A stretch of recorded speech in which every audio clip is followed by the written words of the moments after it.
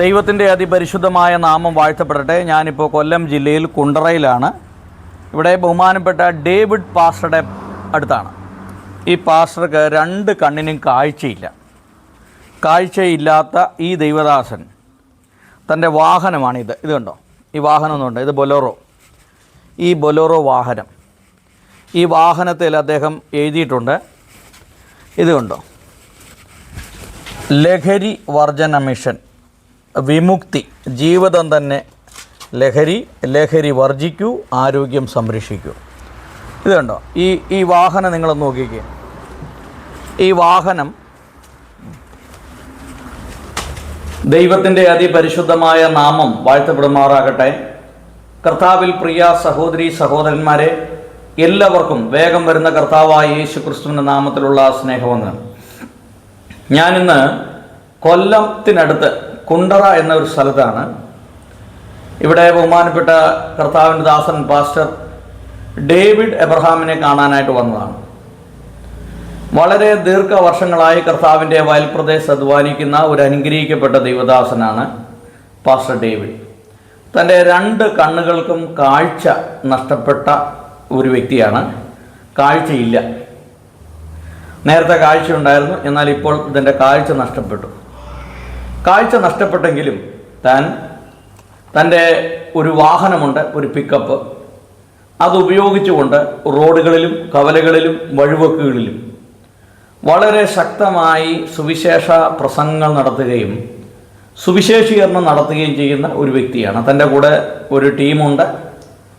അവർ ഈ കേരളത്തിൻ്റെ മിക്ക സ്ഥലങ്ങളിലും കടന്നുപോയി ലഹരിക്കെതിരെയുള്ള ബോധവൽക്കരണം, മദ്യത്തിനും മയക്കുമരുന്നിനെതിരെയുള്ള ബോധവൽക്കരണം, ഇങ്ങനെയുള്ള ക്ലാസ്സുകളൊക്കെ എടുക്കുന്നു. ഇന്ന് ഈ പാസ്റ്ററുടെ അനുഭവ സാക്ഷ്യം നമുക്ക് കേൾക്കാം. പാസ്റ്ററെ, ഗോസ്പൽ TV UP എന്ന ഈ ചാനലിലേക്ക് പാസ്റ്ററെ ഹാർദവമായിട്ട് സ്വാഗതം ചെയ്യുന്നു. പാസ്റ്ററുടെ വിലപ്പെട്ട സമയം ഈ ചാനലിന് വേണ്ടി ചെലവഴിക്കുന്നത് നന്ദി അറിയിക്കുന്നു. പാസ്റ്റർ സ്വയമായിട്ടൊന്ന് പരിചയപ്പെടുത്താമോ? പാസ്റ്ററുടെ പേര്, ഇപ്പോൾ എവിടെ താമസിക്കുന്നു, വീട്ടിൽ ആരൊക്കെ ഉണ്ട്, പിന്നെ കുറിച്ചൊന്ന് പറയാമോ? യെസ്, ദൈവത്തിന് സ്തോത്രം. എൻ്റെ പേര് ഡേവിഡ് എബ്രഹാം എന്നാണ്.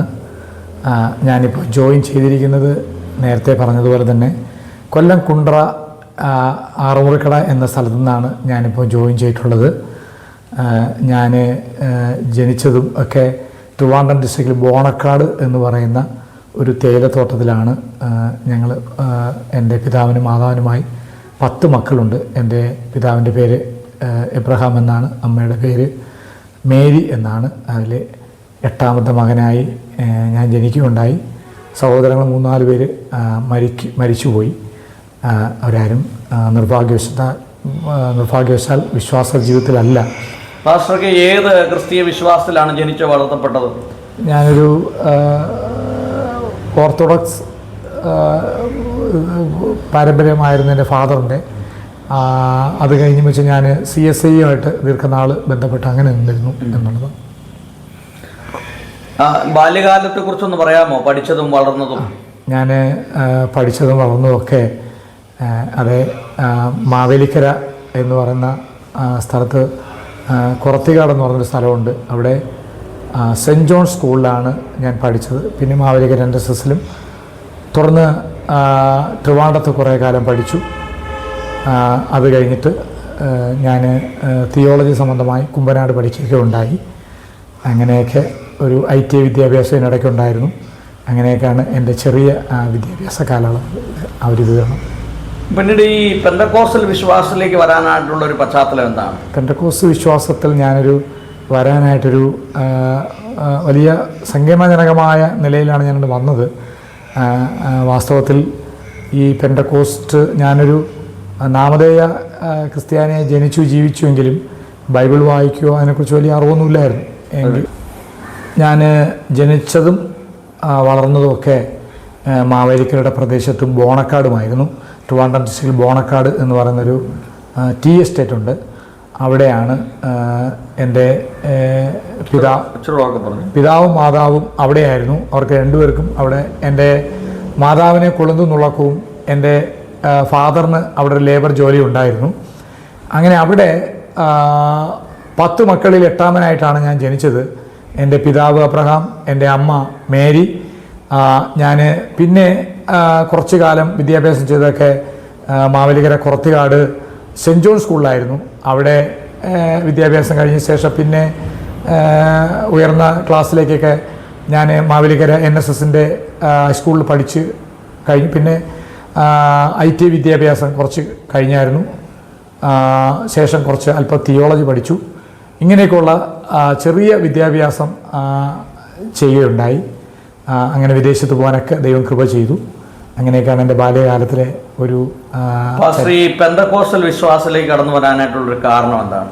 പെന്തക്കോസ്റ്റ് വിശ്വാസത്തിൽ കടന്നു വരാനായിട്ട് ഉള്ള കാരണം അത് വളരെ വെല്ലുവിളിയുടെ ഒരു പ്രത്യേക നിലയിലാണ് ഞാൻ ഈ വിശ്വാസ ജീവിതത്തിൽ വന്നത്. ഞാനൊരു ക്രൈസ്തവ പാരമ്പര്യം അല്ലെങ്കിൽ നാമധേയ ക്രിസ്ത്യാനിയായിട്ട് ജനിച്ചു ജീവിച്ചുവെങ്കിലും വാസ്തവത്തിൽ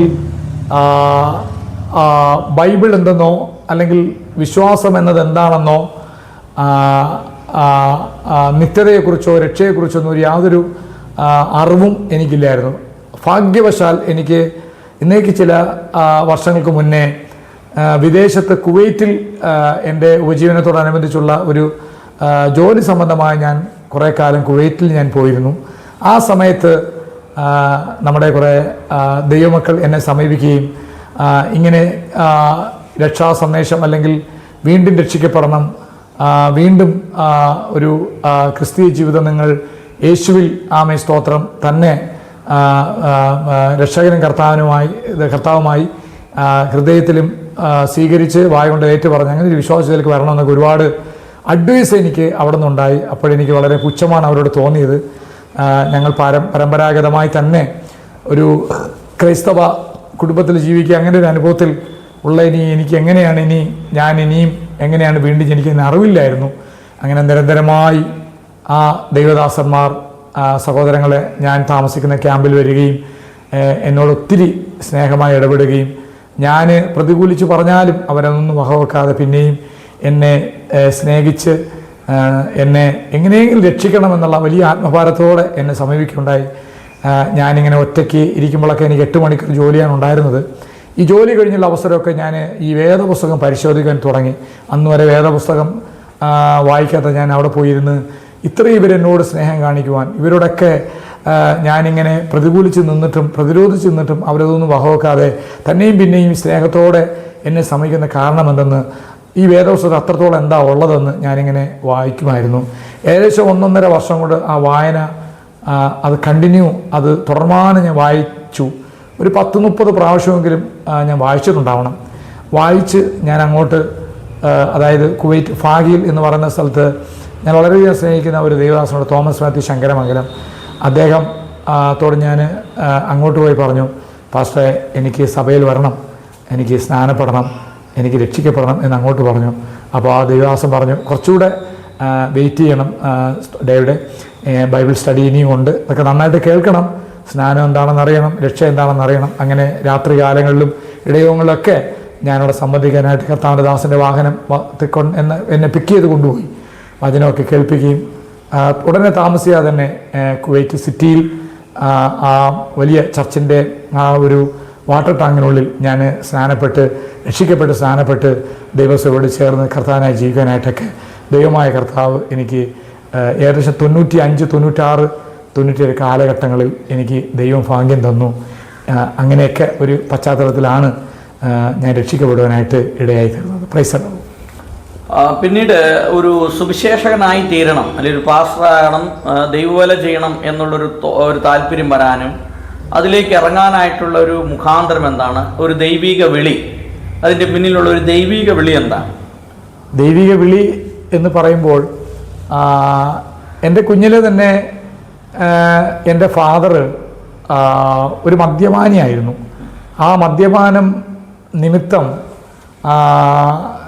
എൻ്റെ അമ്മയെ ഒത്തിരി ഉപദ്രവിക്കുന്നത് എൻ്റെ ഒരു 2 വയസ്സ് പ്രായമുള്ളപ്പോൾ തന്നെ എനിക്കത് അറിയാമായിരുന്നു. എൻ്റെ ജ്യേഷ്ഠ സഹോദരങ്ങളൊക്കെ വളഞ്ഞു നിന്ന് കരയുകയും എൻ്റെ പിതാവിനെ പിടിച്ചു മാറ്റുകയൊക്കെ ചെയ്യും. അതിൻ്റെ ഇടയിലൊക്കെ എൻ്റെ പിതാവ് ഈ ലഹരിയുടെ ആധിക്യത്വം കൊണ്ട് എൻ്റെ മാതാവിനെ ഞങ്ങൾക്ക് കുറച്ച് പശുക്കളൊക്കെ അവിടെ ഉണ്ടായിരുന്നു എസ്റ്റേറ്റിൽ. ആ പശുക്കൾക്ക് കാടി കൊടുക്കാൻ വച്ചിരുന്ന ആ വലിയ കലത്തിനകത്ത് എൻ്റെ അമ്മയെ മുക്കിക്കൊല്ലുവാനൊക്കെ ഒത്തിരി ശ്രമിച്ചിട്ടുണ്ട്. അങ്ങനെയൊക്കെ വളരെ ദാരുണമായ സംഭവങ്ങൾ, ഇതൊക്കെ കണ്ടും കേട്ടും ഒക്കെ വളരെ വേദനയോടെ ഇരിക്കുമ്പോൾ തന്നെ എൻ്റെ പിതാവ് എൻ്റെ മദ്യപാനത്തിൽ നിന്ന് യാതൊരു ശമനവുമില്ല. താനിങ്ങനെ മദ്യപിച്ച് നാട്ടുകാരുടെയും അതുപോലെ തന്നെ അവിടുത്തെ ദേശക്കാരുടെ ഒരു വെറുപ്പ് ഉളവാക്കുന്ന നിലയിൽ താൻ അങ്ങനെ വരികയും താമസിയാതെ തന്നെ ഈ മദ്യപിച്ച് മരണത്തിന് കീഴടങ്ങുകയുണ്ടായി. അതിനിമിത്തം സ്തോത്രം എൻ്റെ വീട്ടിൽ സ്തോത്രം എൻ്റെ അമ്മയാണ് ഈ 10 മക്കളെയും കൊളുന്ത് നുള്ളി അതിൽ നിന്ന് കിട്ടുന്ന 100-200 രൂപ അന്നത്തെ കാലത്ത് സ്തോത്രം എൻ്റെ പഴയകാല ജീവിത ചരിത്രമാണല്ലോ പറയുന്നത്. അങ്ങനെയൊക്കെ ഞങ്ങൾ ജീവിച്ചിട്ടുണ്ടായിരുന്നു. അവിടുത്തെ സ്റ്റാഫ് ക്വാർട്ടേഴ്സിലുള്ള മാനേജർ, ഹെഡ് ക്ലർക്ക് ഇങ്ങനെയുള്ളവരുടെ വീട്ടിൽ നിന്നൊക്കെ കിട്ടുന്ന പഴയ ആഹാരമൊക്കെ ഞങ്ങൾക്ക് തരുമായിരുന്നു. അങ്ങനെയൊക്കെ അവരുടെ കുട്ടികളിടുന്ന വസ്ത്രമൊക്കെ അന്നത്തെ കാലം ഞങ്ങൾക്ക് തരുമായിരുന്നു. ഒന്നും കൊണ്ട് ഞങ്ങൾക്ക് തികഞ്ഞില്ല. പിന്നെ ഞങ്ങളുടെ ചർച്ചിലെ തന്നെ CC പള്ളിയിലായിരുന്നല്ലോ അന്ന് പൊക്കോണ്ടിരുന്നത്. അവിടുത്തെ അച്ഛന് ഞങ്ങളോട് വളരെ സഹതാപം തോന്നിട്ട് CMS, അതായത് ക്രിസ്ത്യൻ മിഷൻ സർവീസ് എന്ന് പറഞ്ഞൊരു സംഘടന ഉണ്ടായിരുന്നു, അവിടേക്ക് ഞങ്ങളെ അയച്ചു. ഞങ്ങളെ 3 എൻ്റെ അനിയനെയും എൻ്റെ പെങ്ങളെയൊക്കെ അനിയത്തിയൊക്കെ അങ്ങോട്ടേക്ക് അയച്ചു. അങ്ങനെ ഞങ്ങൾ അവിടെ അയച്ചതിൻ്റെ പേരിൽ അവിടെ മർത്തോമ പള്ളിയുമായിട്ട് ഞങ്ങൾക്ക് ചെറിയ ബന്ധം അവിടെ ഉണ്ടായിരുന്നു. ആ ചർച്ചിലെ വെക്കേഷൻ ടൈമുകളിലൊക്കെ നടത്തപ്പെടുന്ന VBS വെക്കേഷൻ ബൈബിൾ ക്ലാസ്സിലൊക്കെ ഞങ്ങൾ ഇടയ്ക്ക് പോകുമായിരുന്നു. എൻ്റെ ഓർമ്മ ശരിയാണ്, എൻ്റെ 8ാമത്തെ വയസ്സിൽ ഞാൻ ഒരു ഔട്ടർ കോളിംഗ് കൊടുത്തപ്പോൾ ഞാൻ രക്ഷിക്കപ്പെട്ട വ്യക്തിയാണ്. പക്ഷേ രക്ഷ എന്താണെന്നോ സ്നാനം എന്താണെന്നോ എനിക്ക് ശരിയായിട്ട് അറിയുന്നില്ലെങ്കിലും എൻ്റെ വീട്ടിലെ കഷ്ടതയും എൻ്റെ ദുഃഖമൊക്കെ നിമിത്തം എനിക്ക് വേറെ ഒരു പിടിവള്ളിയുമില്ല. ഞാൻ പഠിച്ചിരുന്ന അനാഥശാല എന്നൊക്കെ പറഞ്ഞു കഴിഞ്ഞാൽ സ്നേഹിക്കുവാനോ കരുതുവാനോ ഞങ്ങളുടെ എൻ്റെ മാതാവോ ഞാൻ വിചാരിക്കുന്നതിലുപരി ഒന്നും ഒരു സ്നേഹം അവിടെ കിട്ടിയില്ല. വെറുക്കപ്പെട്ട ഒരു വല്ലാത്ത നിലയിലൊക്കെ അവിടെ ആയിരുന്നു. അങ്ങനെ ഞാൻ ഈ പള്ളിയിൽ വല്ലപ്പോഴും പോകുമ്പം എനിക്ക് അവിടെ നിന്ന് കുറേ സ്നേഹം കിട്ടിയിരുന്നു. പുരോഹിതന്മാരുടെ ഒക്കെ ഉപദേശങ്ങളൊക്കെ ചിലപ്പോഴൊക്കെ ഞാൻ ധ്യാനിക്കും. അന്ന് എൻ്റെ ആവേശം കൊണ്ട് അവരിങ്ങനെ ഓട്ടർക്കൊള്ളുമ്പോൾ എനിക്കറിയത്തില്ല അന്ന് ഞാൻ രക്ഷിക്കപ്പെട്ടത്. എങ്കിലും ഈ രക്ഷയെ, ഈ ഭാഗ്യമായ രക്ഷയെ എൻ്റെ തമ്പുരാൻ കർത്താവ് കണ്ട് എന്നെ എൻ്റെ ചെറിയ വിദ്യാഭ്യാസത്തിന് ശേഷം എന്നെ കുവൈറ്റിലേക്ക് ഉണ്ടായി. ഇന്നേക്ക് 10-20 വർഷം മുമ്പേ ഞാൻ കുവൈറ്റിൽ പോകാൻ ദൈവം എനിക്കൊരു അവസരം തന്നു. ആ എൻ്റെ ആവേശവും എൻ്റെ താല്പര്യവും എൻ്റെ അത് സന്തോഷവും കണ്ട ദൈവദാസന്മാരെ ഞാൻ താമസിക്കുന്ന ക്യാമ്പിൽ അന്ന് കുവൈറ്റിൽ അൽഖുറൈൻ എന്ന് പറഞ്ഞ കോപ്പ് സൊസൈറ്റിയിലാണ് ഞാൻ ജോലി ചെയ്തത്. ആമിസ്വത്ത് അവരുടെ ക്യാമ്പിൽ ഇവർ വരുമായിരുന്നു. അങ്ങനെ പല ആവർത്തി വന്ന് ഈ യേശുക്രിസ്തുവിൻ്റെ സുവിശേഷമൊക്കെ പറഞ്ഞ് എനിക്ക് ഈ പരമ്പരാഗതമായി ഞങ്ങൾ വിശ്വസിക്കുകയും ഞങ്ങൾ അതേ സ്തോത്രം ആചാരമായി വച്ച് സൂക്ഷിക്കുകയും ചെയ്ത ഞങ്ങൾ പള്ളി വിടാനോ പട്ടത്തെ വിടാനോ എനിക്ക് താല്പര്യമൊന്നുമില്ല. അച്ഛന്മാരെ വിടാൻ എനിക്ക് താല്പര്യം. അതുകൊണ്ട് ഇവരത് പറയും തലയാട്ടി കേൾക്കുമെങ്കിലും എനിക്ക് എൻ്റെ പള്ളി ഇങ്ങനെ ഒരു വല്ലാത്ത നിർബന്ധമായ ബുദ്ധി എനിക്കുള്ളതുകൊണ്ട് മനസ്സിലും പുറമേയൊക്കെ ഞാൻ അവരോട് വെറുപ്പ് കാണിക്കുന്നുണ്ട്. എങ്കിലും അവരതൊന്നും ഈ ദൈവദാസന്മാർ അതൊന്നും കണക്ക് കൂട്ടാതെ കൂസല്ലാതെ പിന്നെയും വരുമായിരുന്നു. എന്നോട് നിരന്തരം ദൈവവചനം പറയാം. അങ്ങനെ ഇതിനകത്ത് എന്നെ സ്നേഹിക്കുവാൻ ഇത്ര വലിയ സ്നേഹം എന്താ ഈ ബൈബിളിലുള്ളത് എന്ന് ഞാനിങ്ങനെ നിരീക്ഷിക്കാൻ തുടങ്ങി, പരിശോധിക്കാൻ തുടങ്ങി.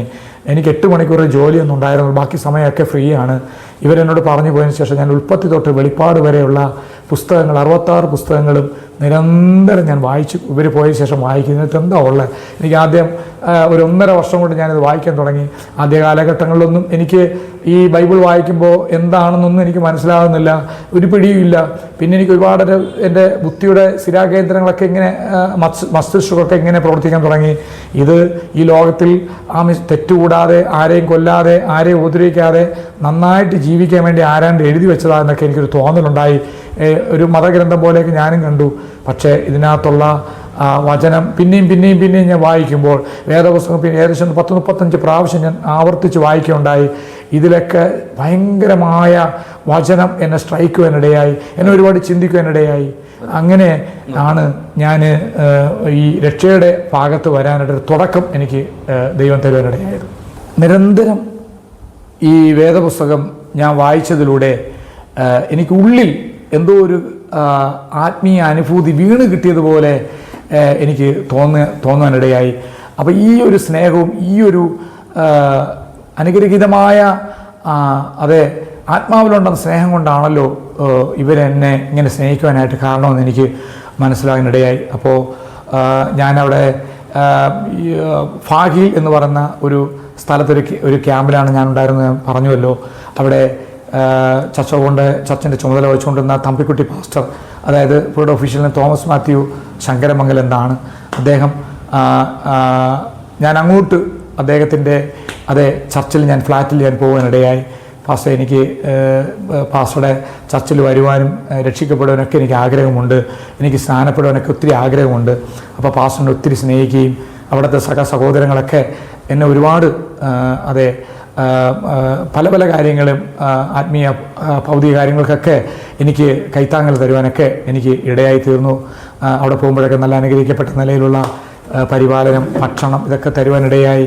അപ്പോൾ അവർ പറഞ്ഞു, കുറച്ചുകൂടെ കാലം നമുക്ക് ബൈബിൾ സ്റ്റഡി പഠിക്കണം, അതുപോലെ തന്നെ സ്നാനം എന്താണെന്ന് അറിയണം, അതുപോലെ തന്നെ യേശു ആരാണെന്ന് അറിയണം, രക്ഷ, നിത്യത, ഇതിനെക്കുറിച്ചൊക്കെ ഉള്ള കാര്യങ്ങൾ നമുക്ക് കുറച്ചുകൂടെയൊക്കെ മനസ്സിലാക്കി ശേഷം നമുക്കത് ചെയ്യാം ഡേവിഡേ എന്ന് തമ്പിക്കുട്ടി പാസ്റ്ററിനോട് പറയുന്നത് വഴി പിന്നെ മിക്കവാറും എല്ലാ ദിവസമൊക്കെ ഈ ബൈബിൾ സ്റ്റഡിയൊക്കെ ഉള്ളപ്പോൾ തമ്പിക്കുട്ടി പാസ്റ്ററുടെ വാഹനത്തെ തന്നെ പിക്ക് ചെയ്യാൻ ക്യാമ്പിൽ വരുമായിരുന്നു. വന്ന് അങ്ങനെ നിരന്തരം പോയത്. ഒരു രാത്രിയിൽ ഞാൻ തമ്പിക്കുട്ടി പാസ്റ്ററുടെ ബൈബിൾ സ്റ്റഡിയിൽ ഞാൻ കണ്ണുകളുമായി സ്തോത്രം, ഞാൻ രക്ഷാവാചകം എന്നെ പറയിപ്പിച്ചു, രക്ഷിക്കപ്പെടുവാനിടയായി. അന്ന് വരെ എൻ്റെ പാപമെല്ലാം ഞാൻ കർത്താപ്പച്ചനോട് ഏറ്റു പറഞ്ഞു.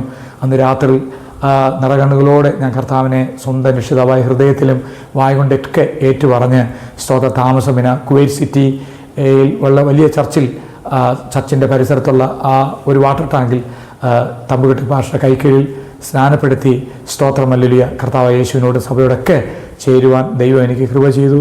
ഇങ്ങനെയൊക്കെയാണ് എൻ്റെ വിദേശത്ത് വെച്ച് എൻ്റെ ഊജീന മാർഗത്തോടുള്ള മധ്യയിൽ കർത്താവായി ദൈവം, മുന്നവേ എന്നെ അറിഞ്ഞ ദൈവം, മുൻകാലങ്ങളിൽ എന്നെ ഞാൻ ജനിക്കുന്നതിന് മുമ്പേ ക്രിസ്തുവിൽ എന്നെ കണ്ട ദൈവം, കുവൈറ്റ് ദേശത്തെ മണനാനടുത്ത് കൊണ്ടുപോയി എന്നെ രക്ഷിച്ച് സ്തോത്രം ഇന്നയോളം ഈ നിലയിൽ എന്നെ നിർത്തുവാനായിട്ടുള്ള കാരണം അങ്ങനെയൊക്കെയാണ് ഞാൻ രക്ഷിക്കപ്പെട്ട് ഈ നിലയിൽ വരുവാനായിട്ടൊക്കെ ഇടയായത്. പിന്നീട് ഈ ഇന്ത്യയിലേക്ക് വന്ന് ഉള്ള സുവിശേഷ പ്രവർത്തനങ്ങളെ കുറിച്ചൊന്ന് പറയാമോ?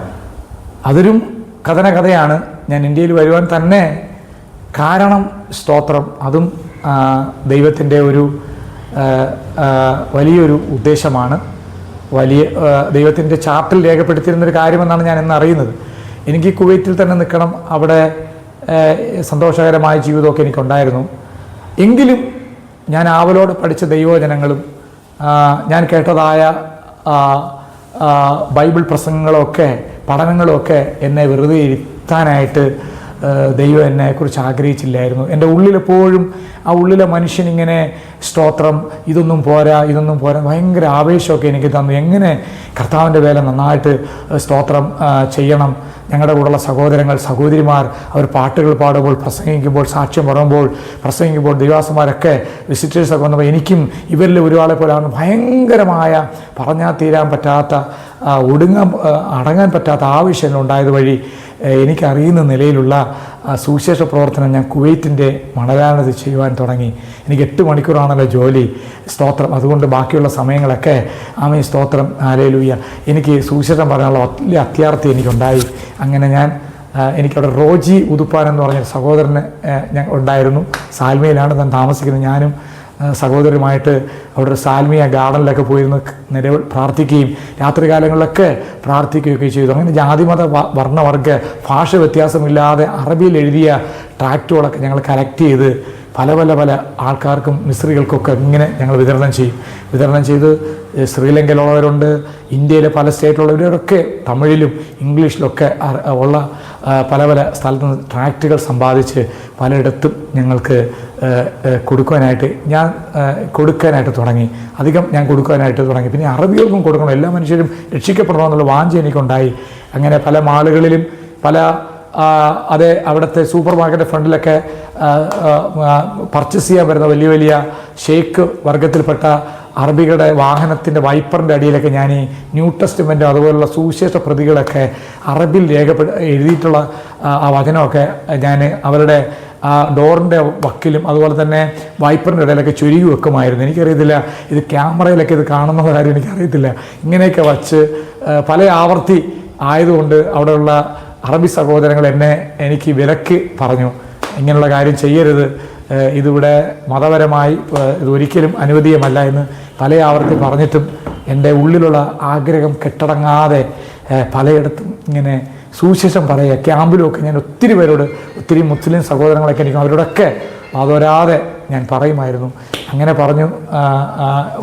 ഒരു ദിവസം ഞങ്ങളുടെ തന്നെ സൂപ്പർ മാർക്കറ്റിൻ്റെ സ്റ്റാഫുകളായിരുന്ന അറബി സഹോദരനോടൊന്ന് അവരുടെ കാറിൻ്റെ കീഴിലൊക്കെ, അവരുടെ വൈപ്പറിൻ്റെ കീഴിലൊക്കെ ഞാനത് വച്ചത്. കാരണം അത് എക്സ്ട്രീമായിട്ട് വളരെ ഒടുവിലായിട്ട് അവരെന്തോ ഒരു പദ്ധതി ഒരുക്കി ഞാൻ ആയിരുന്ന ക്യാമ്പിൽ ചില പ്രത്യേക നിലയിലുള്ള മുസ്ലിം സഹോദരങ്ങളെ അയച്ച് എന്നെ വകവരുത്തുവാൻ അവരുടെ പ്രത്യേക വാഹനത്തിൽ എന്നെ കയറ്റി എൻ്റെ എന്നേക്കുമായി എന്നെ ഭൂമിയുടെ പരപ്പിൽ നിന്ന് പറഞ്ഞു വിടുവാൻ അവർ എന്നെ, അതായത് ശകലിച്ച് അവർ മതത്തിൻ്റെ പേരിൽ എന്നെ ജയിലിലടയ്ക്കുവാനും കൊല്ലുവാനും ഒക്കെ മുതിർന്നു. പിടിച്ചുകൊണ്ട് പോയി വാഹനത്തിൽ കയറ്റിയപ്പോൾ അവിടെയുള്ള എൻ്റെ ക്യാമ്പിൽ തന്നെയുള്ള സിദ്ദീഖ് എന്ന് പറയുന്ന ഒരു സഹോദരൻ വന്നു.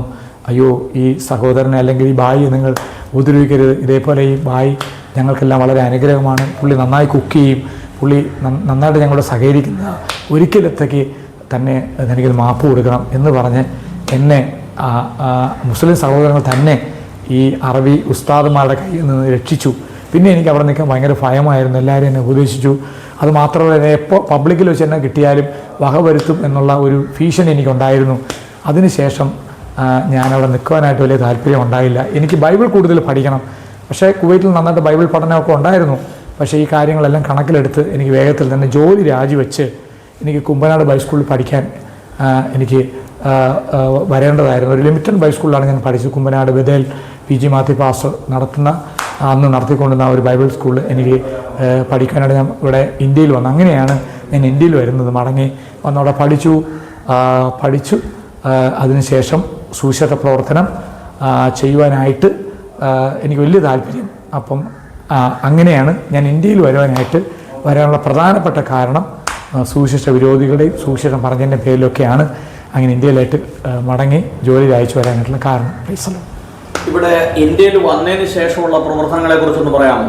ഇന്ത്യയിൽ വന്ന് ഞാൻ വളരെ ആവേശത്തോടെയൊക്കെ പഠിച്ചുകൊണ്ടൊക്കെ ഇരിക്കുമ്പോൾ ബൈബിൾ സ്കൂളിൽ പഠിച്ച് അതിൻ്റെ എക്സാം ടൈമിൽ ഞാനൊരു വാഹനം നിയന്ത്രിക്കുന്ന അത് ഓടിച്ചുകൊണ്ടിരുന്ന സമയത്ത് തന്നെ എനിക്കൊരു മെനിഞ്ചൈറ്റിസ് എന്ന് പറയുന്ന ഒരു അസുഖം എനിക്ക് ബാധിച്ചു. ഡ്രൈവ് ചെയ്തുകൊണ്ടിരുന്നപ്പോൾ എൻ്റെ കയ്യിൽ ആ ഒരു വിറയലും ഒക്കെ ഉണ്ടായി. പിന്നെ ഷോൾഡർ പെയിനായി. പിന്നെ അത് ഹെഡ് ഇഞ്ചുറീസിലേക്ക് മാറി. എനിക്ക് തലയിലെ എല്ലാ മസ്തിഷ്കത്തെ മുഴുവനും അത് ബാധിക്കുകയുണ്ടായി. ഞരമ്പുകളെ ബാധിക്കുകയുണ്ടായി. ബ്ലഡെല്ലാം ഒരുതരം ഹെമറേജ് പോലെ അതെല്ലാം ഞരമ്പുകളൊക്കെ പൊട്ടി ബ്ലീഡിങ് ആയി.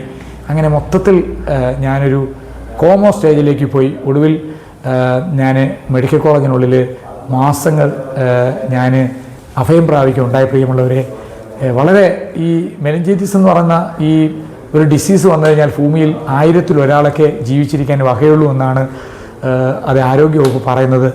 അങ്ങനെ ഞാൻ വളരെ ആവശ്യത്തോടെ പഠിക്കാനൊക്കെ എല്ലാ കാര്യങ്ങളൊക്കെ കർത്താവിൻ്റെ വേല ചെയ്യണമെന്ന് ആഗ്രഹിച്ചപ്പോൾ പക്ഷേ ശാരീരികമായിട്ട് എനിക്ക് ഭയങ്കര ഒരു വെല്ലുവിളി എനിക്കുണ്ടായി. തുറന്ന് അവരെന്നെ ഒരുപാട് ചികിത്സിച്ചു.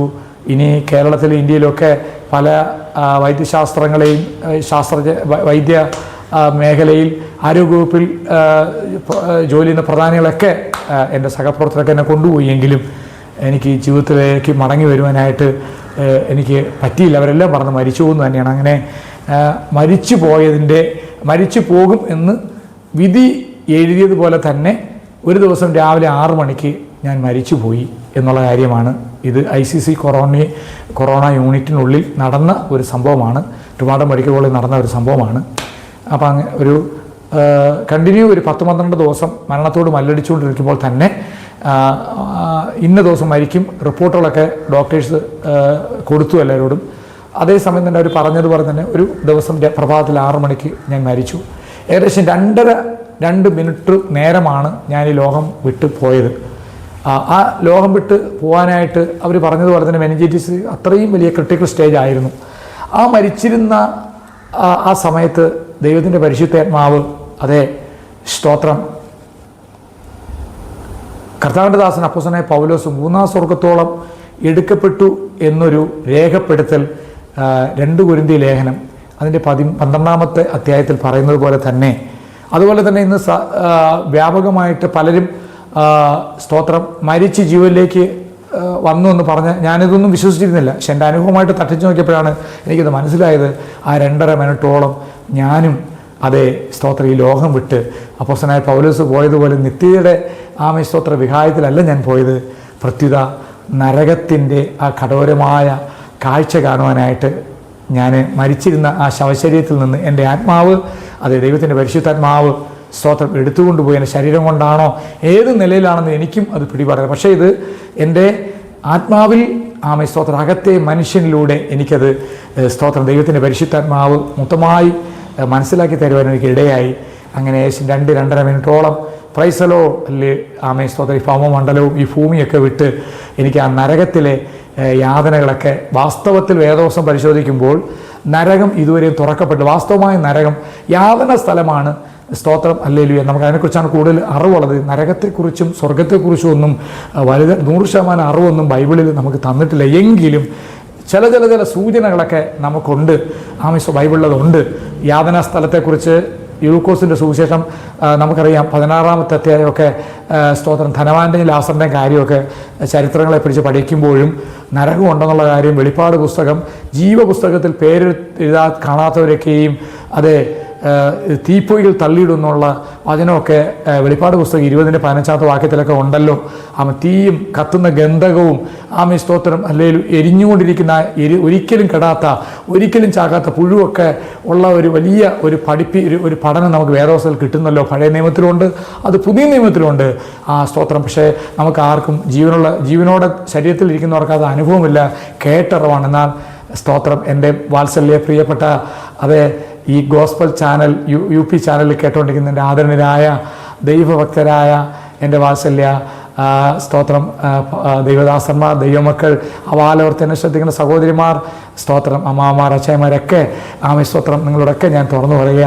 എനിക്കത് കാണുവാൻ, എനിക്കത് കുറച്ചൊക്കെ മനസ്സിലാക്കി തരുവാൻ ദൈവത്തിൻ്റെ പരിശുദ്ധാത്മാവ്, ഞാൻ ICC യൂണിറ്റിൽ കിടന്നപ്പോൾ എനിക്ക് ദൈവത്തിൻ്റെ പരിശുദ്ധാത്മാവ് എനിക്കൊരു സ്തോത്രം പ്രവേശിക്കുക തന്നു. എന്തിനാണ് അല്ലേ സ്തോത്രം എനിക്ക് തന്നതെന്ന് ചോദിച്ചാൽ കുറച്ചുകൂടെ വിശ്വസിക്കുവാനും, കുറച്ചുകൂടെ ഈ കഷ്ടങ്ങളൊന്നും സാരമില്ല മേനെ, ഈ രോഗമൊന്നും സ്തോത്രം ഒന്നും നമ്മളെ തളർത്തിക്കളയത്തില്ല, നിനക്ക് മറുവശത്ത് സ്തോത്രമല്ല നിനക്കൊരു വേലയുണ്ടെന്നൊക്കെ എന്നെ മനസ്സിലാക്കി തരാൻ വേണ്ടി എൻ്റെ ശരീരത്തിൽ നിന്ന് സ്തോത്രം ഇപ്പോൾ ഞാൻ ചിന്തിക്കുന്നത് അതിനു വേണ്ടിയിട്ടാണ് ഈ കഷ്ടതയും ദുഃഖമൊക്കെ എനിക്ക് വരുത്തിയതെന്ന് സ്തോത്രമല്ല. ഞാൻ സ്തോത്രം ഇപ്പോൾ ഞാൻ ആത്മാവിൽ അറിയുകയായിരുന്നു. സ്തോത്രമല്ല അങ്ങനെ പോയി ഞാൻ സ്തോത്രം ശരീരം വിട്ട് 2-2.5 മിനിറ്റോളം സ്തോത്രം ആ നരകത്തിൻ്റെ ആ യാതന സ്ഥലം അല്ലെ ആ ധനവാൻ പോയതുപോലുള്ള ഒരു അനുഭവം സ്തോത്രം എനിക്കത് മനസ്സിലായി.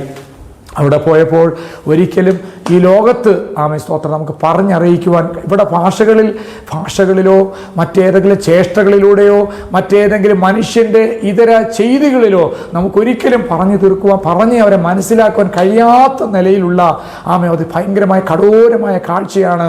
എൻ്റെ വീട്ടിലോ നാട്ടിലോ രക്തബന്ധുക്കളോട് ആരോടും ഇത് അവരാരും രക്ഷിക്കപ്പെടാത്തവർ ആരോടും പറഞ്ഞത് മനസ്സിലാവത്തില്ല. പ്രിയമുള്ളവരെ, ഞാനങ്ങനെ 2 മിനിറ്റോളം ഞാനത് അനുഭവിച്ച് കണ്ടുവെങ്കിലും സ്തോത്രം കോടിക്കണക്കിന് വർഷം ഞാൻ 1000കണക്കിന് വർഷം കണ്ട് അത് അനുഭവിച്ച അനുഭവമാണ് എനിക്കത് ഉണ്ടായത്. നമുക്കറിയാം നമ്മുടെ സമയമോ നമ്മുടെ കാലഗതികളോ അല്ല സ്തോത്രം നാം ഹല്ലേലൂയ മറുരൂപമായി നാം ഇവിടെ നിന്ന് എടുക്കപ്പെടുമ്പോൾ നരകവും സ്വർഗവും ഈ കാലഘട്ടത്തിലെ സ്തോത്രം ഈ ലോകത്തിലെ സമയങ്ങളോ ഈ ലോകത്തിലേതായ സ്തോത്രം എരിയുന്ന തീയോ അല്ലെങ്കിൽ നമ്മളെ ശിക്ഷിപ്പിക്കുന്ന ദണ്ഡനങ്ങളോ ഇവിടുത്തെ പോലീസുകാരുടെയോ മർദ്ദന മുറകളോ അല്ലെങ്കിൽ മറ്റൊരാൾ നമ്മളെ കത്തിക്ക് കുത്തുന്ന അനുഭവം അല്ല. അവിടെ നമുക്ക് പറഞ്ഞു തരാൻ കഴിയത്തില്ല. അത് വേറൊരു നിലയിലുള്ള തീയാണ്, അത് വേറൊരു നിലയിലുള്ള പുഴുവാണ്, അത് വേറൊരു നിലയിലുള്ള ഒരിക്കലും സ്തോത്രം അതെ ഒടുക്കി തീർക്കാൻ പറ്റാത്ത യാതന സ്ഥലം എനിക്ക് കാണുവാനായിട്ട് ദൈവം എനിക്ക് കൃപ ചെയ്തു. എൻ്റെ അടുത്ത് പോകുമ്പോൾ അനേകം ആത്മാ അതെ മരിച്ച് മൺമറഞ്ഞവരുടെ അവരുടെ ആത്മാക്കൾ അവരലറുന്നു, അവരാക്രോശിക്കുന്നു. എനിക്ക് മരിച്ചാൽ മതി, എനിക്ക് എന്നെ ആരിൽ നിന്ന് എന്നെ രക്ഷിച്ച് എന്നെ പുറത്തു കൊണ്ടുപോകും എന്ന് അലമുറയിട്ട് കരയുന്ന വളരെ വലിയ ദീനരോധനം ബൈബിളിൽ സ്തോത്രം പറഞ്ഞിരിക്കുന്ന അതുപോലെ തന്നെ സ്തോത്രം ഒരിക്കലും ചാകാത്ത പുഴു, ഏകദേശം 1 അടി നീളത്തോളം വരുന്ന സ്തോത്രം നമ്മുടെ കൈപ്പത്തിയുടെ ചെറുവിരലിന് വണ്ണമുള്ള അനേക പുഴുക്കളാണോ അതോ പാമ്പാണോ എന്ന് അവരുടെ ദേഹം ആസകലം വരിഞ്ഞു തൂങ്ങി കിടക്കുന്നു. അവരുടെ ശരീരത്തിലാകമാനം തീ 4 സൈഡ് തീ ആളിക്കത്തുക. പക്ഷെ ആരും അവിടെ വെന്തു പോകുന്നില്ല, അവരാരും നശിക്കുന്നില്ല. പക്ഷെ അവർ നിത്യമായൊരു ദണ്ഡനം, നിത്യമായൊരു ശിക്ഷ, നിത്യമായ എന്നും ഒരു മരണത്തിൻ്റെ സിറ്റുവേഷൻ അവിടെ കാണുവാനിടയായി. കർത്താവേ ദൈവമേ, ഇതെന്താണ്? ഞാൻ വലമുറയിട്ട് ആത്മാവിൽ കരയുവാനിടയായി. ഒരു യാതൊരു രക്ഷയിൽ അവരെ നിയന്ത്രിക്കുന്ന അനേകം സ്തോത്ര ദുരാത്മാക്കൾ അവിടെ ഉള്ളതായിട്ട് ഞാൻ കാണുവാനിടയായി. അതെങ്ങനെ വിവരിക്കണമെന്ന് എനിക്കറിയത്തില്ല പ്രിയമുള്ളവരെ. വാസ്തവത്തിൽ ധനവാൻ പറഞ്ഞു, അയ്യോ ഈ നരകത്തിൻ്റെ യാതനയിൽ സ്തോത്രം ഞാനിവിടെ വന്നു, എനിക്ക് 4 സഹോദരങ്ങളുണ്ട്, എൻ്റെ രക്തബന്ധുക്കളുണ്ട്, അവരെയും കൂടെ ഞാൻ അനുഭവിക്കുന്ന യാതന സ്ഥലത്ത് വരാതിരിപ്പാൻ ഒന്നില്ല. അബ്രഹാം പിതാവേ, ലാസറിനെ അങ്ങോട്ട് നീ അയച്ച് സ്തോത്രം എൻ്റെ വീട്ടിലോട്ടൊന്ന് കൊണ്ടുചെന്ന് അവരാരും ഞാൻ അനുഭവിക്കുന്ന ഈ യാതന സ്ഥലത്ത് വരുവാനായിട്ട് ഇങ്ങോട്ട് വിടാതിരിപ്പാൻ അവരെ ഒന്ന് പറഞ്ഞ് മനസ്സിലാക്കിപ്പിക്കണമെന്ന് പറയുമ്പോൾ അബ്രഹാം പിതാവ് പറഞ്ഞത്, നീ ജീവനോടെ ഇരുന്നപ്പോൾ നീ ശരീരത്തോട് നീ തിന്മയും ലാസറോ സ്തോത്ര തിന്മയുമാണ് പ്രാപിച്ചത്. അതുകൊണ്ട് നീ പറയുമ്പോൾ സ്തോത്രം അങ്ങനെ വിടാതിരിക്കുന്നു. അവിടെ മോശയും പ്രവാചകന്മാരെ ഞാനവിടെ ആക്കിയിട്ടുണ്ട്. അവർ പറഞ്ഞാൽ കേട്ടില്ലെങ്കിൽ സ്തോത്രം ഇനി ലാസർ പോയി എഴുന്നേറ്റ് പറഞ്ഞാൽ അവർക്ക് രക്ഷയില്ല എന്നുള്ള സന്ദേശം സ്തോത്രം ഞാൻ അപ്പോൾ ഓർക്കുകയുണ്ടായി. പ്രിയമുള്ളവരെ, എന്നെ കേൾക്കുന്ന സഹോദര സഹോദരി, സ്തോത്രം ഞാനൊരു കണ്ണിൻ്റെ കാഴ്ചയില്ലാതെ ഞാൻ എൻ്റെ അനുഭവം നിങ്ങളോട് പങ്കുവെക്കുമ്പോൾ ഒരു സ്വർഗമുണ്ട്, ഒരു നരകമുണ്ട്. ഇന്ന് നിങ്ങൾ ശരീരത്തോടെ ഇരിക്കുമ്പോൾ യേശുവിനെ കുറിച്ച് കേൾക്കുന്ന രക്ഷാസന്ദേശം, ആ നിത്യത നിങ്ങൾ കൈക്കൊണ്ടില്ല എങ്കിൽ സ്തോത്രം ഞാനും നിങ്ങളും രക്ഷിക്കപ്പെട്ടില്ല എങ്കിൽ സ്തോത്രം ഒരുപക്ഷെ എന്നെ കേൾക്കുന്ന നിങ്ങൾ രക്ഷിക്കപ്പെട്ടില്ല എങ്കിൽ മരിച്ച് മൺമറയുമ്പോൾ ചില കൂതാശകളിലൂടെ ഏതെങ്കിലും ആചാര അനുഷ്ഠാനങ്ങളിലൂടെ നിങ്ങൾക്ക് സ്വർഗത്തിൽ പോകാൻ രക്ഷ നേടാമെന്ന് പറഞ്ഞ് വെറുതെ കേട്ടോ. ഞാൻ എൻ്റെ അനുഭവം ഞാൻ പറയാം. അങ്ങനെയൊന്നും രക്ഷിക്കപ്പെടാൻ കഴിയത്തില്ല. സ്തോത്രം ഈ പശ്ചാത്തലമെല്ലാം ഞാൻ കണ്ടു, ഞെട്ടി. ഏകദേശം 2-2.5 മിനിറ്റ് കഴിഞ്ഞ ശേഷം എനിക്ക് ഒത്തിരി പറയണമെന്നുണ്ട്, എനിക്ക് പറയാൻ വാക്കുകൾ കിട്ടുന്നില്ല. അത്രത്തോളം കടോരമാണ് നരകം, അത്രത്തോളം കടോരമാണ് നരകം. നരകത്തിൽ പോയി പതിക്കല്ലേ. അങ്ങനെ ഞാനിവിടെ ദൈവമായിട്ട് ഞാൻ ഉടമ്പടി ചെയ്തു. കർത്താവേ, ഇനി എനിക്ക് ശരീരത്തിൽ ജീവൻ തരികയാണെങ്കിൽ ഈ കർത്താവിൻ്റെ വേല, ഈ സ്വർഗം നരകം, ഇതിനെക്കുറിച്ച് പറയുവാൻ എനിക്ക് ഒത്തിരി ആവേശമുണ്ട്, ഒത്തിരി ആഗ്രഹമുണ്ട്. അങ്ങനെ ഞാൻ ദൈവത്തോട് ചോദിച്ച് ഏകദേശം 2-2.5 മിനിറ്റോളം കഴിയുമ്പോൾ എൻ്റെ ആ മരിച്ച ആ ശരീരത്തിൽ നിന്ന് വേർപെട്ട് പോയ ആത്മാവിനെ ദൈവത്തിൻ്റെ പരിശുദ്ധാത്മാവ് മരിച്ചുപോയെന്ന് വിധി എഴുതി ആരോഗ്യവകുപ്പ് ആ ICC യൂണിറ്റിനുള്ളിൽ സ്തോത്രം ഒരു പതക്കം വന്ന് വീഴുന്നത് പോലെ ഒരു നക്ഷത്രത്തിൻ്റെ ഒരു അംശം പൊട്ടി താഴെ വീഴുന്നത് പോലെ എൻ്റെ ശരീരത്തിൽ ആ ആത്മാവ് വന്ന് വീണ് ഞാൻ ജീവനോടെ സ്തോത്രം ജീവനുള്ള ദേഹിയായി മാറി. അപ്പോൾ എനിക്ക് അപായ സൂചന തന്നുകൊണ്ടിരുന്ന സ്തോത്ര ലൈറ്റുകളും ശബ്ദവാഹിനികളും ഒക്കെ നോർമലായിട്ട് പ്രവർത്തിക്കാൻ തുടങ്ങി. ഡോക്ടേഴ്സ് ഹലോ മിസ്റ്റർ ഡേവിഡ് എന്ന് വിളിക്കാൻ തുടങ്ങി. ഡേവിഡ് എബ്രഹാം എന്ന് വിളിക്കാൻ തുടങ്ങിയായി. ഞാൻ വളരെ ആവശ്യത്തോടെ വിളി കേട്ടപ്പോഴൊക്കെ സ്തോത്രം ഞാൻ അവരെന്നെ വിളിക്കുന്നത് ഒരു സ്ഥലത്ത് നിന്ന് വിളിക്കുന്നത്, ഞാൻ നോക്കുന്നത് മറ്റൊരു സ്ഥലത്താണ്. അപ്പോഴേക്ക് എൻ്റെ കാഴ്ച പോയിരുന്നു. ഈ മെനിഞ്ചൈറ്റിസ് വന്ന ഏതെങ്കിലും ശരീരത്തിൻ്റെ ഒരു ഭാഗം തളരുകയോ കോമയിലാകുമെന്ന് നേരത്തെ പറഞ്ഞിരുന്നു. ജീവൻ വന്നാലും അതങ്ങനെ തന്നെ സംഭവിക്കുകയുണ്ടായി. എൻ്റെ കണ്ണിൻ്റെ കാഴ്ച പൂർണ്ണമായിട്ട് ഏകദേശം ഒരു 3/4% നഷ്ടപ്പെടുവാനിടയായി. സ്തോത്രം, എൻ്റെ കണ്ണിൻ്റെ കാഴ്ച 3/4% പോയ കാര്യം എനിക്ക് അറിയത്തില്ല. വല്ലാത്തൊരു അസ്വസ്ഥതയിലായിരുന്നു ഞാൻ. അവരും മരിച്ച വ്യക്തി എങ്ങനെയാണ് ജീവനിലേക്ക് വന്നത്? ഇതെല്ലാം ദൈവത്തിൻ്റെ വലിയ സ്തോത്രം. അല്ലെങ്കിൽ എന്നെ ലാസറെ പുറത്തു വരിക എന്ന് വിളിച്ച ദൈവശബ്ദം, യഫദാ തുറന്നു വരിക എന്ന് വിളിച്ച ശബ്ദം എൻ്റെ മേലും ഇന്നും സ്തോത്രം അനേകം മരിച്ചു മൺ പറയപ്പെട്ടവരെ വിളിക്കുന്ന ദൈവത്തിൻ്റെ ശബ്ദം ഹല്ലേലൂയ, അത് ഇനിയും അനേകം പേര് ജീവനിലേക്ക് കൊണ്ടുവരുന്ന ഒരു വലിയ ദൈവത്തിൻ്റെ പ്രവർത്തിക്കാൻ ഞാൻ ദൈവത്തെ സ്തുതിക്കുകയാണ്. ഞാൻ എന്തിനാ മരണത്തിൽ നിന്ന് ജീവനിലേക്ക് വന്നു സ്തോത്രം എന്ന് നിങ്ങളോട് പറയാനായിട്ട് കർത്താവിൻ്റെ ദാസൻ സാജു തോമസ് എന്നോട് പറഞ്ഞുവല്ലോ. ഈ എൻ്റെ ഒരു അനുഭവ സാക്ഷ്യമാണ് ഇന്ന് എന്നെ സ്തോത്രം അല്ലെങ്കിൽ തെരുക്കോണുകളിലും എല്ലാ സ്ഥലങ്ങളിലും സുവിശേഷം പ്രചരിപ്പിക്കാനായിട്ട് എനിക്ക് മുതൽക്കെട്ടായി തീർന്നത്. ദൈവം പിന്നെ നേരിട്ട് ചില അനുഭവം കൂടെ ഇറക്കിയതാണ്. അന്ന് ഞാൻ തീരുമാനമെടുത്തു. സ്തോത്രം, ഏകദേശം ഈ അനുഭവം സ്തോത്രം 2-3 മാസം എൻ്റെ ജീവിതത്തിൽ ഇങ്ങനെ ഇടതടവില്ലാതെ എന്നെ ഭീതിപ്പെടുത്തിക്കൊണ്ടിരുന്നു. ഞാനൊരു ഭ്രാന്തനെ പോലെയായി. എൻ്റെ സഹോദര വർഗ്ഗങ്ങളോടുമൊക്കെ ഞാൻ വളരെ വിഭ്രാന്തി കാട്ടിയിരുന്നു. ജീവനോടെ വന്നുവെങ്കിലും 1-2-3 മാസം ഞാൻ സ്തോത്രം പരുഷമായി അവരോട് ഇടപെടുമായിരുന്നു. ഈ നരകത്തിൻ്റെ സ്ഥിതിഗതികൾ കണ്ട എനിക്ക് വളരെ ഭയം തട്ടിപ്പോയി. സ്തോത്രം അങ്ങനെ എല്ലാവരും സ്തോത്രം ഈ കണ്ണിൻ്റെ കാഴ്ചയോടൊപ്പം എല്ലാവരും എന്നെ കൈവിട്ടു എന്നുള്ള കാര്യമാണ്.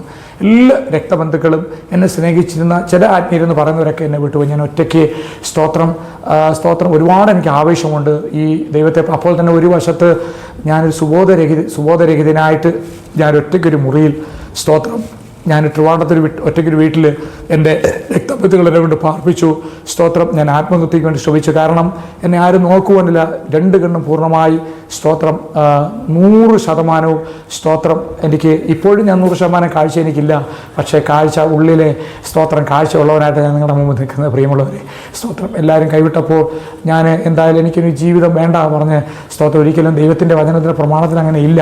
എങ്കിലും എനിക്ക് നിക്കക്കളിയില്ലാതെ വന്നപ്പോൾ ഞാൻ ഒരുപാട് സൂയിസൈഡ് ചെയ്യാനായിട്ട് ഞാൻ ആഗ്രഹിച്ചു. ആരും അറിയാതെ 3ാമത്തെ പ്രാവശ്യം സൂയിസൈഡ് ചെയ്യാനായിട്ട് കയറൊക്കെ ഇട്ട് ഞാൻ നിന്നപ്പോൾ IPCയിലെ മറ്റും കുറച്ച് ദൈവദാസന്മാർ ഞാൻ സൂയിസൈഡ് ചെയ്യാൻ ഇരുന്ന തലേ ദിവസം ഞാനായിരുന്ന മുറിയിൽ എന്നോട് വന്ന് സംസാരിക്കാനായിട്ട് പറഞ്ഞു. നാളെ ചർച്ചിൽ വരണം, ഒരു സാക്ഷ്യം ഡേവിഡ് പാസ്റ്റർ പറയണം എന്നൊക്കെ എന്നോടിങ്ങനെ അവർ പറഞ്ഞു എന്നോട്. സ്തോത്രം ഞാനപ്പോഴും ഇത് ദൈവത്തിൻ്റെ വഴിയാണോ? ഇനിയും ദൈവമേ സ്തോത്രം ഞാൻ നേരത്തെ ആഗ്രഹിച്ച പോലെ സുവിശേഷം പ്രചരിപ്പിക്കാനായിട്ട് എൻ്റെ കുറിച്ച് പദ്ധതി ഉണ്ടോ കർത്താവേ? എനിക്കറിയത്തില്ല. പക്ഷേ എൻ്റെ കഷ്ടനിമിത്തം ഞാൻ മരിക്കാനായിട്ട് ഇരിക്കുവാണ്. പക്ഷേ മരിക്കുവാൻ പോലും എനിക്ക് പറ്റുന്നില്ലല്ലോ കർത്താവേ. എന്തായാലും ഒരു പക്ഷേ ഇത് ദൈവത്തിൻ്റെ വെളിയായിരിക്കും എന്ന് ഞാൻ ഉദ്ദേശിച്ച രാവിലെ എന്നെ കൊണ്ടുപോകാനാകുമെന്നപ്പോൾ അവർ 2 പാസ്റ്റർമാർ വണ്ടിയിൽ വന്ന് എന്നെ കൊണ്ടുപോയി. സ്തോത്രം അവിടെ ഞാൻ സാക്ഷ്യം പറഞ്ഞു. സ്തോത്രം പൊടുന്നതിന് തന്നെ അവിടെ ആ ചർച്ചിലുള്ള സ്തോത്രം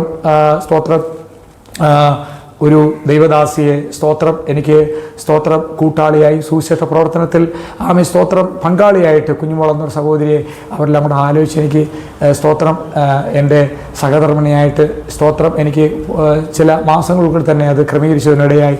അതിനുശേഷം ഞാൻ ആഗ്രഹിച്ചതുപോലെ ഒരു ചെറിയ സ്ട്രേഞ്ചർ ബോക്സുമായിട്ട് ഞാൻ കേരളത്തിലെ സ്തോത്രം 14 ജില്ലകളിലും ബസ്സിലും ട്രെയിനുകളിലൊക്കെ കയറി ഞാനും എൻ്റെ സഹധർമ്മിണിയുമായിട്ട് ഈ സുവിശേഷ പ്രചരണം നടത്തും. ഒരു സ്വർഗമുണ്ട്, ഒരു നരകമുണ്ട്, ഇങ്ങനെയൊക്കെ പറയുമ്പോൾ ഞങ്ങൾ ഭിക്ഷക്കാരാണ്, ഞങ്ങൾ സ്തോത്രം ജീവിക്കാൻ വേണ്ടി നടക്കുന്നത്. പലരും ഞങ്ങളെ കളിയാക്കുമായിരുന്നു. പലരുമൊക്കെ ഇങ്ങനെ നിൽക്കും. ചില ദൈവമക്കളൊക്കെ ഞങ്ങൾ ആദരിക്കുകയും സ്തോത്രം വേണ്ട ഭക്ഷണമൊക്കെ വാങ്ങി തരുകയൊക്കെ ചെയ്യുന്നു. എന്നാൽ സ്തോത്രം ഒരുപാട് ദിവസത്തെ പ്രാർത്ഥനയും ഞാൻ ചുരുക്കി പറയുന്നത് ഒത്തിരി കാര്യങ്ങൾ പറയേണ്ടതായിട്ടുണ്ട്. എങ്കിലും ഈ സ്തോത്രം സമയബന്ധമായി പറഞ്ഞു തീർക്കണമല്ലോ. അങ്ങനെ സ്തോത്രയാണ് ഞാൻ സുവിശേഷ പ്രവർത്തനം ചെയ്തു വന്നു എന്നുള്ള ആൻസർ ഞാൻ പറയാം. എൻ്റെ ദീർഘനാളത്തെ പ്രവർത്തനവും പ്രാർത്ഥനയും ഉപവാസമൊക്കെ കൊണ്ട് സ്തോത്രം ഇന്ന് ഞാൻ നിങ്ങളുടെ മുമ്പിൽ കേരളത്തിലെ തന്നെ സ്തോത്രം നല്ലൊരു പബ്ലിക് പ്രീച്ചറായും അതുപോലെ തന്നെ സ്തോത്രം ഇതെല്ലാം ക്രമീകരിച്ച് നടത്തുവാൻ സർക്കാരിൻ്റെ പ്രത്യേക പരിഗണന റിപ്പോർട്ട് സ്തോത്രം ലഹരി വിരുദ്ധ സൂചന പറയുന്ന കലക്ടറുടെ പ്രത്യേകം റിപ്പോർട്ട് എനിക്കുണ്ട്. വില്ലേജ് ഓഫീസറുടെ പ്രത്യേക റിപ്പോർട്ടുണ്ട്. കേരള സർക്കാർ എക്സൈസ് വിമുക്തി മിഷൻ്റെ റിപ്പോർട്ട് എനിക്കുണ്ട്. സെക്യുലറായിട്ട് സ്കൂളുകളിലും കോളേജുകളിലും ലഹരി ഉപയോഗിക്കരുന്ന് സ്തോത്രം അവർക്ക് അവയർനെസ് കൊടുക്കുവാനും സ്തോത്രം പുറത്ത് ദൈവവചനം പറയുവാനും പാടുവാനും ഒക്കെയുള്ള സ്തോത്രം ഹല്ലേലൂയ മകൾ ഭാഗ്യം ഇന്നെനിക്ക് തന്നു. ഇതിനൊത്തിരി കരയുമായിരുന്നു. സ്തോത്രം ഒരു വാഹനത്തിന് വേണ്ടി നടന്നും ഭാരമേറിയ ഈ സ്പീക്കറൊക്കെ വച്ച് സ്തോത്രം അല്ലെങ്കിൽ ഒരു കൈത്താങ്ങൽ പോലും ആരുമില്ലാതെയൊക്കെ നടക്കുമെന്ന് എനിക്ക് സ്വർഗത്തിലെ ദൈവം നല്ലൊരു വാഹനം തരുവാനിടയായി. വിശ്വാസത്താൽ ഒരു ചെറിയ ഡൗൺ പേയ്മെൻറ്റ് പലരുടെയും സഹായം കൊണ്ട് കൊടുത്ത് സ്തോത്രം പിക്കപ്പ് വാൻ, ഇതൊരു ആഡംബര വാഹനമോ ഒരു ലക്ഷറി വാഹനമൊന്നും അല്ല. സ്തോത്രം ഒരു ലോറി പോലെ ഉപയോഗിക്കുന്ന ഒരു വാഹനമാണ്. ഇത് ഉപയോഗിച്ചുകൊണ്ട് ഈ വാഹനം കിട്ടിയിട്ട് 2 മാസമേ ആയുള്ളൂ. പ്രിയമുള്ളവരെ, ഇത് കിട്ടിയ അന്ന് മുതൽ ഇന്ന് വരെ എനിക്ക് വിശ്രമമില്ല. കഴിഞ്ഞ രാത്രിയിലും ഒരു ഹൈന്ദവ സഹോദരി രക്ഷയുടെ ഭാഗത്ത് ഞാൻ കൊണ്ടുവന്നിട്ടാണ് ഞാൻ ഉറങ്ങിയിട്ട് 3 ദിവസം സുവിശേഷ പ്രവർത്തനം നടത്തുക. സർവകൃപാലുവായ ദൈവം കേരളത്തിൻ്റെ 14 ജില്ലകളിലും എന്നെ ഓടിച്ചുകൊണ്ടിരിക്കുന്നു. സ്വന്തമായിട്ട് ഭൂമിയോ വീടോ എനിക്കില്ല. ഞാൻ ഏതോ ഒരു ഇല്ലായ്മ പറയുകയല്ല, എൻ്റെ സാക്ഷ്യമായി ഞാൻ പറയുന്നത്. എങ്കിലും ദൈവത്തിൻ്റെ വേല ചെയ്യുന്നതുകൊണ്ട് ഒന്നിനും എനിക്ക് കുറവില്ലാതെ ദൈവം നടത്തുന്നു. ഞങ്ങളുടെ വീട്ടിൽ ആര് ഭക്ഷണത്തിന് വന്നാലും ഭക്ഷണം കൊടുക്കുന്നു. ചിലപ്പോഴൊക്കെ അവർക്ക് കിടക്കാനും പോകാനും ഒക്കെ ചിലപ്പോൾ എൻ്റെ കയ്യിൽ വണ്ടിക്കൂലി കൊണ്ട് ഞാൻ കൊടുക്കാറുണ്ട്. അത്രത്തോളം വലിയ ദൈവം എന്നെ നടത്തിക്കൊണ്ടിരിക്കുന്നു. ഇന്ന് ഞാൻ ഒരു പിക്കപ്പ് വാനിൽ എൻ്റെ സഹധർമ്മിണിയും വേറെ 2 കൂട്ടു സഹോദരങ്ങളുമായി എല്ലാ സ്ഥലങ്ങളിലും പോയി, തെരുക്കോണുകളിലും ആദിവാസി ഊരുകളിലും ഒക്കെ പോയി സുവിശേഷം നടത്തുന്നു. ഇത് നടത്തുവാനായിട്ടൊക്കെ ദൈവത്തിൻ്റെ കരുണയും അനേകം ദൈവമക്കളുടെ പിന്താങ്ങലൊക്കെ ഉണ്ട്, പ്രാർത്ഥനകളുണ്ട്. പ്രത്യേകിച്ച് ഇന്ന് ഈ ഗോസ്പൽ ചാനൽ എനിക്ക് വേണ്ടി ഈ സന്തോഷമൊക്കെ നിങ്ങളെ അറിയിക്കുവാനായിട്ട് വഴിയൊരുക്കിയതൊക്കെ ദൈവത്തിൻ്റെ കരുണയാണ്. ഞങ്ങൾക്ക് സ്തോത്രം കയറി കിടക്കുവാനൊരു ഇടത്തിനോ ഒരു സെൻറ്റ് സ്ഥലത്തിനോ ഒന്നുമല്ല. സ്തോത്രം ഹല്ലേലൂയ. ഞാൻ നിങ്ങളുടെ സുവിശേഷമൊക്കെ പറയുന്നത് നിങ്ങൾ ഒത്തിരി വിശ്വസിക്കണം. കർത്താവിനെ രക്ഷിക്കപ്പെട്ടവർ പിന്നെയും സ്തോത്രം ഈ രക്ഷയുടെ അനുഭവം പിന്നെയും തിരിച്ചറിഞ്ഞ് സ്തോത്രം ഒരുപാട് ആക്കം വർദ്ധിക്കണം. ഇത് കർത്താവിൻ്റെ വരവിൻ്റെ സ്തോത്രം അന്ത്യനാളുകളാണ്. ഞങ്ങൾക്ക് ചില കാര്യങ്ങളുണ്ട്. സ്തോത്രം ഹല്ലേലൂയ. ഞങ്ങൾ പോകുന്നിടക്കെ ജനങ്ങൾ വിടുവിക്കപ്പെടണം. ഞാൻ ഈ സാക്ഷ്യം പറഞ്ഞ രാത്രി ഒരു ഹൈന്ദവ സ്ത്രീ സ്തോത്രം രക്ഷയുടെ ഭാഗത്ത് വന്നു. തിരുവനന്തപുരം പട്ടണത്തിൽ സ്തോത്രക്കോളം പാച്ചല്ലൂർ എന്ന് പറഞ്ഞ സ്ഥലത്താണല്ലോ. എനിക്ക് ഒത്തിരി സന്തോഷമുണ്ട്. ഇതൊക്കെ പറഞ്ഞാൽ വഴിത്തറി ലോഡിങ്ങുകാർ ഇങ്ങനെയൊക്കെ ഒരുപാട് പേര് രക്ഷിക്കപ്പെടുന്നവരുണ്ട്. സ്തോത്രം ഈ ഒരു പ്രവർത്തനം ഹല്ലേലൂയ ഞങ്ങൾ വിശ്വാസത്തിലാണ് പോകുന്നത്. സ്തോത്രം ഒരല്പം ലിമിറ്റഡ് ആയിട്ടുള്ള സൗണ്ട് സിസ്റ്റമൊക്കെ ഞങ്ങൾക്കുണ്ട്. ഈ വാഹനം എടുത്തിരിക്കുന്നത് വിശ്വാസത്തിലാണ്. ഞങ്ങൾക്ക് പ്രതിമാസം 18,600 രൂപയോളം EMI അടയ്ക്കുന്നുണ്ട്. ഒരു EMI അടയ്ക്കുവാൻ ദൈവം കൃപ ചെയ്തു. തുടർന്നുള്ള EMI അടയ്ക്കുവാനായിട്ട് നിങ്ങളെല്ലാം പ്രാർത്ഥിക്കണം. സ്തോത്രം ഞങ്ങളങ്ങനെ ഒരു സ്തോത്രം ഒരു ആത്മീയമായ ഒരു എന്തെങ്കിലും കിട്ടിയാലേ അങ്ങനെയൊന്നുമല്ല ഞങ്ങൾ ചെയ്യുന്നത്. സ്തോത്രം ഹല്ലേലൂയ. അറ്റ്ലീസ്റ്റ് ഞങ്ങൾ വീടിനോ കാര്യത്തിനൊന്നുമല്ല. ഞങ്ങൾക്ക് ഈ വാഹനം പ്രതിമാസം ഒന്ന് അടച്ചു തീർക്കുവാനുള്ള വേദന ഞങ്ങൾക്കുണ്ട്. അപ്പോൾ കയറി കിടക്കാനായിട്ട് സ്ഥലമൊന്നുമില്ല. ഏതെങ്കിലും ഇന്നുവരെ ഞാനിപ്പോൾ താമസിക്കുന്നത് വാടക കൊടുക്കാത്തൊരു ദേവദാസൻ്റെ വീട്ടിൽ, സാംജി പണിക്കുന്നവരുടെ വീട്ടിലാണ്. നാളെ എനിക്കിത് ഷിഫ്റ്റ് ചെയ്യാനായിട്ട് പറഞ്ഞിട്ടുണ്ട്. വേറൊരു വീട്ടിൽ കൊട്ടാരക്കരയ്ക്കടുത്ത് വേറൊരു വീട്ടിലാണ് ഞങ്ങൾ പോകുന്നത്. അത് കഴിഞ്ഞിട്ട് ഒരു 5 മാസം കഴിഞ്ഞ് വേറൊരു വീട്ടിൽ പോകണം. ഇങ്ങനെ ഷിഫ്റ്റിങ്ങും ഞങ്ങൾക്കുണ്ട്. സ്വന്തമായിട്ട് ഭവനമൊക്കെ വാങ്ങാനായിട്ട് ദൈവം ഞങ്ങൾക്ക് വേണ്ടി തരാനായിട്ട് നിങ്ങൾക്ക് വേണ്ടി പ്രാർത്ഥിക്കണം. സ്തോത്രം ഹല്ലേലൂയ. ഈ കർത്താവിൻ്റെ വില ഫോക്കസ് ചെയ്താണ് ഞങ്ങളിങ്ങനെ ഒന്നിനും സ്തോത്രം വളരെ സന്തോഷകരമായിട്ട് ദൈവം നടത്തുന്നു. ഞങ്ങൾക്ക് ഇപ്പോൾ ഉള്ളൊരു വെല്ലുവിളി, ഞങ്ങൾക്ക് ഈ പ്രോഗ്രാമായിട്ട് നടത്തുവാനായിട്ടൊക്കെ സ്തോത്രം ഞങ്ങൾക്ക് നല്ലൊരു മിക്സർ ആവശ്യമാണ്. ഞങ്ങൾ ആദിവാസി ഊരുകളിലൊക്കെയാണ് ഇത് പോകുന്നത്. ഒരു മിക്സറും നല്ലൊരു ജനറേറ്ററൊക്കെ ഞങ്ങൾക്ക് ഇനി ആവശ്യമുണ്ട്. സ്തോത്രങ്ങൾ പ്രാർത്ഥിക്കണം. നിങ്ങൾക്ക് എന്തെങ്കിലും സഹായപരം ചെയ്യുവാനായിട്ട് ആഗ്രഹമുണ്ട് എങ്കിൽ സ്തോത്രം നിങ്ങൾക്കത് ചെയ്യുവാനായിട്ടൊരു ശുശ്രൂഷ ഞാൻ എന്നോടൊപ്പം പറയുകയാണ്. സ്തോത്രം ആരുടെ നിർബന്ധത്താലല്ല, നിങ്ങൾക്ക് പറ്റുമെങ്കിൽ അത് നിങ്ങൾ ചെയ്യുക. ഞങ്ങൾക്ക് വേണ്ടി പ്രാർത്ഥിക്കുക. ഇനി സ്തോത്രം നിങ്ങൾക്ക് വേണ്ടി സ്തോത്രം അനേക കാര്യങ്ങൾ അനേകം മരങ്ങൾ കരഞ്ഞ് പ്രാർത്ഥിക്കുന്നുണ്ട്. അനേകം അത്ഭുതങ്ങളും ഒക്കെ പ്രവൃത്തികളൊക്കെ ദൈവം ചെയ്യുന്നുണ്ട്. നിങ്ങൾ വേദനയുടെ ഭാരത്തോടെ ആയിരിക്കുന്നുവെങ്കിൽ സ്തോത്രം നിങ്ങളുടെ വിഷയങ്ങളൊക്കെ ഞങ്ങളെ സ്തോത്രം വിളിച്ചറിയിക്കുകയാണെങ്കിൽ നിങ്ങൾക്ക് വേണ്ടി നിങ്ങൾ പ്രാർത്ഥിക്കാം. നിങ്ങളുടെ വീട്ടിൻ്റെ മുറ്റത്ത് എവിടെയെങ്കിലുമൊക്കെ ഇതേപോലുള്ള തെരുവിലെ സുവിശേഷം ഒരു കൺവെൻഷൻ നടത്തണമെന്ന് ആഗ്രഹിക്കും. വലിയ വെല്ലുവിളികളില്ലാതെ ഞങ്ങൾക്ക് നടത്തുവാൻ കഴിയും. നിങ്ങളുടെ പ്രാർത്ഥന വിഷയം മറ്റു കാര്യങ്ങളൊക്കെ സ്തോത്രം ഞങ്ങളെ അറിയിക്കാൻ മടിക്കരുത്. സ്തോത്രം ഞാൻ ആരുടെ അനുവാദമില്ലാതെ തന്നെ എൻ്റെ ഒരു നമ്പർ നിങ്ങൾക്ക് തരാം. സ്തോത്രം ഹല്ലേലൂയ. നിങ്ങൾ നോട്ട് ചെയ്യുക. എൻ്റെ നമ്പർ 6282661256 എന്നുള്ളതാണ് എൻ്റെ നമ്പർ. ഒന്നുകൂടെ ഞാൻ പറയാം, 6282661256 നിങ്ങൾ വിളിക്കുക.